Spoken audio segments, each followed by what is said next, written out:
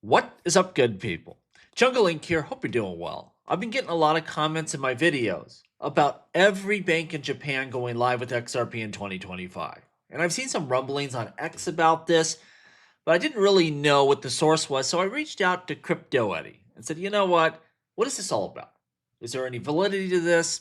And so she pointed me to this CoinSpeaker article that seems to be the main source of this reemergence of this idea. It's titled SBI CEO. Every bank in Japan will use Ripple's XRP by 2025.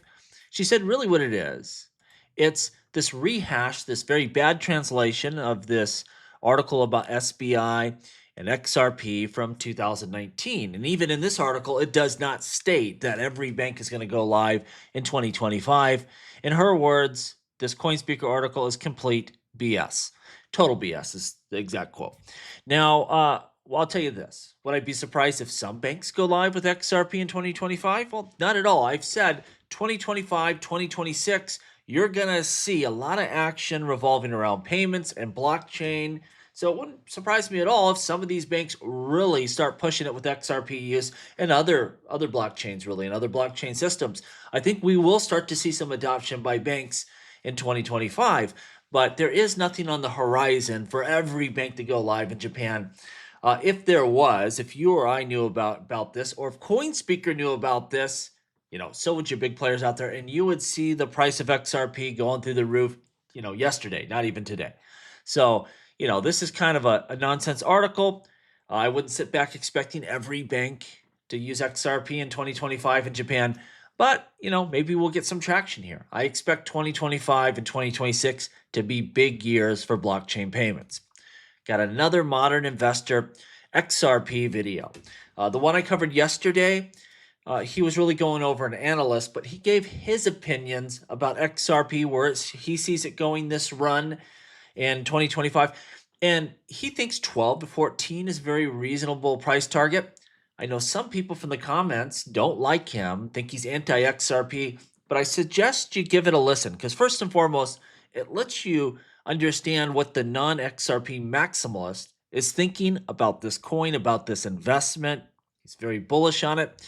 And secondarily, I tell you this, yeah, he was negative for a while on it when it was underperforming, but he got very excited about XRP in 2024 before you saw this big blast off in appreciation in price. It'd be one thing if XRP went above $2 and then he got bullish about the cryptocurrency. But I saw some videos, last year leading up to this price appreciation we just saw, and he was excited about XRP's potential and its future. And so to me, that's a great crypto analyst. He was kind of negative about it when it was underperforming, and he got hyped and excited about it before it appreciated quite a bit. So it sounds like maybe he knows his stuff. Anyway, listen to this video. He gives his breakdown, all the reasons why he likes XRP. And mainly because it's not so much about the court case and all that ancillary stuff. It's about actual adoption of this technology. Things like a derivative exchange being built on top of XRP, people using the cryptocurrency, real world adoption, which is what we're looking for. And that is front and center to all the news we hear now. So he's absolutely right. Great video. I'll link it down below. Check it out. I think you'll like it quite a bit. And he also makes this point that historically, the year following the Bitcoin halving is a year where we see Ethereum outperform. Whether you have Ethereum or not, I think you want to see that cryptocurrency take off, because the rest of the space is going to wake up and really get running. And what you've seen to date for XRP is not even growth. This is just catching up to where we should be, at least partially, not even to where we should be. And so the really growth phase of this crypto bull run is on the horizon here. So I think we want to see the whole crypto space be bullish, show growth, and Ethereum's part of that. And typically, it's a leader here. We'll see how this year develops. I expect Ethereum to do very well. Crypto Trinity posting this uncollateralized credit origination with blockchain underwriting coming to the XRP ledger. The developer from Ripple, Jazzy, was part of this video here, Jasmine Cooper. And I've been paying more attention to her since Mikkel really covered her a lot and how smart she is. And, I've watched a lot of her videos. Anyway, when I first heard about this, about, what, you're not using DeFi in the traditional way that we do on Ethereum or Solana or other blockchains, you're doing a traditional underwriting, but then, part of it is taking place on the blockchain. I didn't like it. But now that I think about this, this could be, massive adoption for institutions using DeFi in a way that will meet their risk profile, their lending. This could be huge and it could be the first of its kind. And that's what you want, really. You want a different approach, not just a copy of what the other person's doing, but a different spin on this. And I think with an institutional grade blockchain built for scale, this might be something that actually gets some traction. We'll see it develop, but having lending and borrowing coming to the XRP ledger from an institutional standpoint, I think will really spark quite a bit of adoption. Exciting stuff. Brad Garlinghouse said today here in the US, we welcome the 119th Congress, better known as the most pro-crypto Congress in history.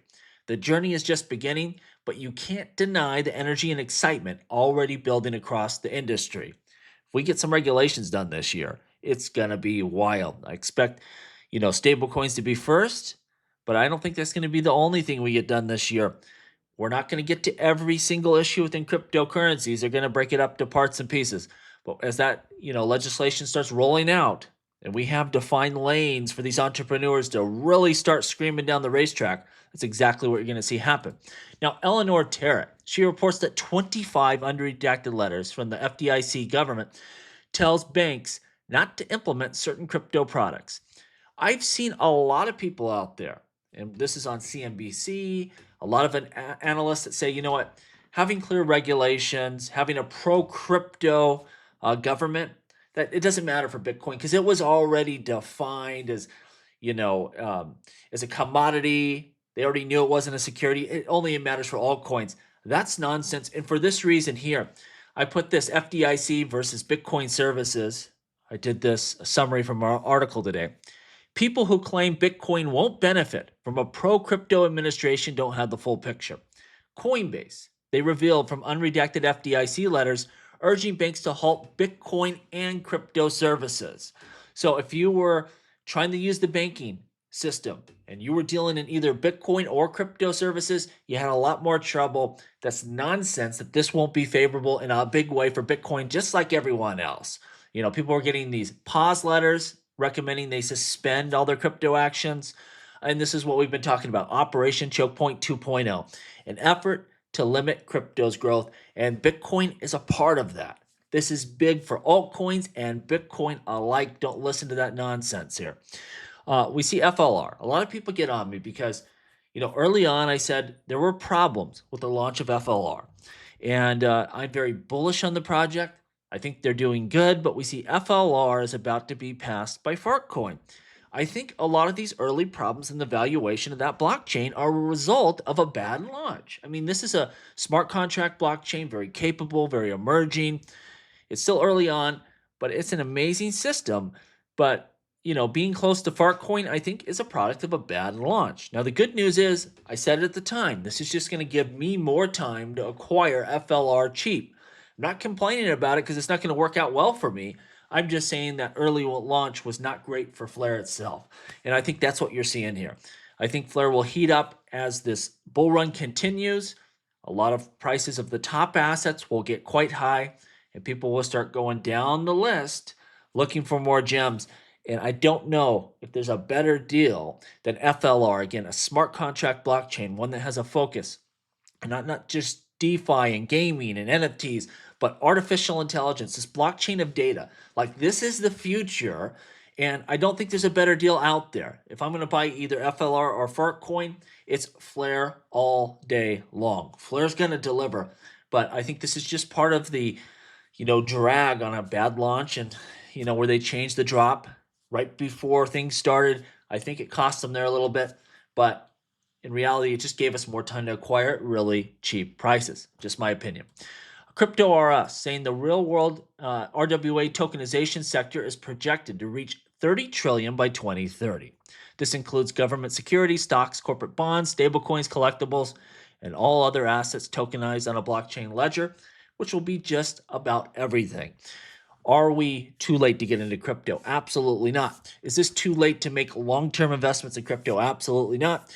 This is one of the reasons why, as I sat here and I combed through some information about Ripple and XRP, that I said, you know what? I am not selling everything, even though it's an awful lot of money already, and I think it's going to grow to be quite a bit more. I'm going to sock 20% away for the very long term because it's a great blockchain for tokenizing assets. It was the first blockchain for tokenizing assets. In these use cases, at an institutional scale, the value could be wild, really long term. And I think you have to think about this. We're going to make money during this bull run, but what are the chains that will continue to grow or at least have the opportunity to do so? And I think we'll be expanding for a long, long time in this sector. It might not always be such well-defined 4-year, cycles as we have been as blessed to have.